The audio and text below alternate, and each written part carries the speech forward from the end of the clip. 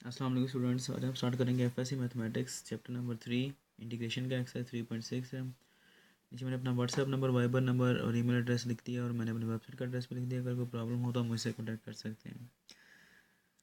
और जब आप मेरी ये वीडियोस देखें इनको लाइक और शेयर करें और मेरे चैनल को सब्सक्राइब करें। आज हम स्टार्ट करेंगे क्वेश्चन नंबर 15।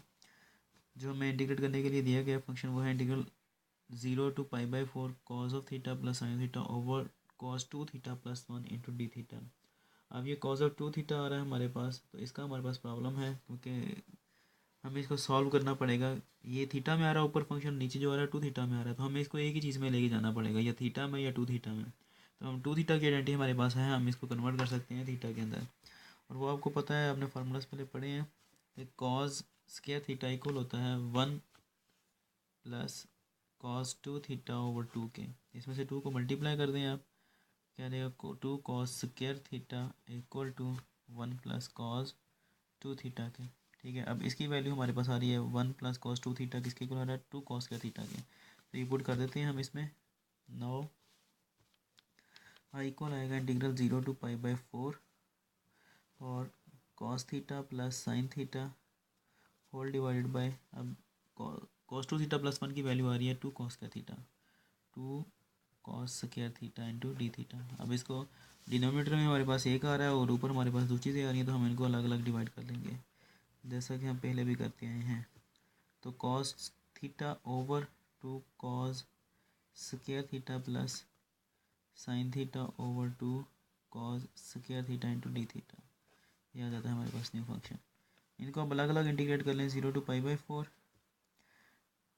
कॉस, अब ये चलो लिख लेते हैं, उसके बाद कैंसिल आउट कर देंगे। Cos square theta into d theta plus integral 0 to π/4 sine theta over 2 cos square theta into d theta आ गया। नेक्स्ट क्या आएगा हमारे पास, 1/2 कॉमन आ रहा है, कांस्टेंट आ रहा है, इसको बाहर निकाल लेते हैं 1/4। अब यहाँ से एक कैंसिल आउट हो जाएगा तो पीछे बचेगा 1 over cos theta into d theta plus यहाँ पर भी 1/2 बाहर आ गया। यहाँ पर अब कॉस स्क्वायर थीटा आ रहा है तो हम क्या करते हैं, इसको दो बार लिख लेते हैं, cos theta into cos theta D theta. अब ये कॉस ओवर साइन तो टैन हो जाएगा, यहाँ पर ऊपर 1 भी मौजूद है, तो 1 ओवर कॉस थीटा क्या होता है हमारे पास, सीकेंड थीटा होता है, तो वो लिख लेंगे हम इसकी जगह पर। क्या आ जाएगा 1/2, ये भी 1 ओवर कॉस थीटा क्या आ जाएगा secant theta, secant theta D theta plus 1/2 integral, अब ये 1 ओवर कॉस थीटा क्या रहेगा जी सीकेंड थीटा, ये 0 to π/4 इधर भी आना है और 0 to π/4 इधर भी आना है, लिमिट जो है। अच्छा, और साइन ओवर कॉस क्या आ जाएगा हमारे पास, tan theta into d theta आ जाता है।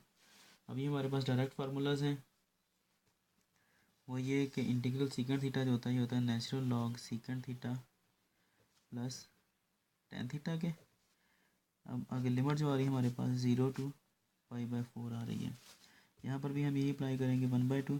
अब ये सीकेंड थीटा टेन थीटा जो होता है ये इक्वल होता है डायरेक्ट सीकेंड थीटा के, ये फार्मूला है इसका डायरेक्ट। 0 to π/4 इसकी भी आ गई लिमिट। उसके बाद क्या आएगा 1/2। अब लिमिट अप्लाई कर देते हैं, क्या आएगी हमारे पास, अपर लिमिट क्या आ रही है secant π/4 plus tan π/4, upper limit apply कर दी। अब लोअर लिमिट अप्लाई करनी है, माइनस इस पूरे के ऊपर सीकेंड ऑफ 0 प्लस टेन 0। अब ये याद रहना है कि ये नहीं है कि यहाँ पर π/4 यहाँ पर 0 माइनस करके, नहीं, इस पूरे के ऊपर पहले अपर लिमिट और माइनस फिर इस पूरे के ऊपर लोअर लिमिट अप्लाई करनी है।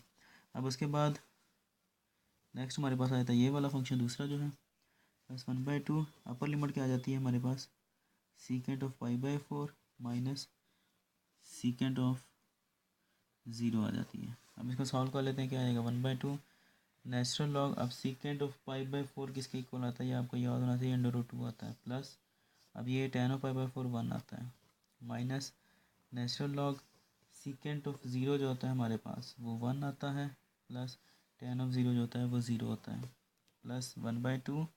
यहाँ पर भी सीकेंड ऑफ π/4 हमारे पास क्या आ जाएगा √2 माइनस सीकेंड ऑफ 0 जो आता है वो हमारे पास 1 आता है। ठीक है, अब एक और स्टेप है, उसके बाद ये सॉल्व हो जाएगा।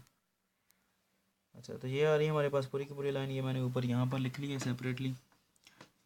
अच्छा, अब इसको सॉल्व करना है हमने 1/2, ये नेचुरल लॉग ये वैसे ही आ जाएगा एज इट इज़। ये वाला जो होगा नेचुरल लॉग वन, ये 1+0 1 होता है और नेचुरल लॉग वन जो होता है वो ज़ीरो होता है, तो इसलिए ये टर्म ज़ीरो हो जाएगी सारी की सारी।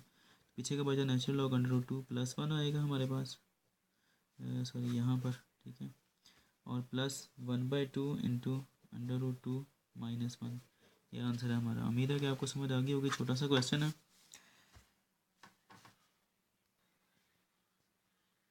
बाकी अपनी दुआ में याद रखिएगा। नेक्स्ट वीडियो में आपसे मिलता हूँ, और अगर कोई प्रॉब्लम हो तो आप मुझसे कॉन्टेक्ट कर सकते हैं।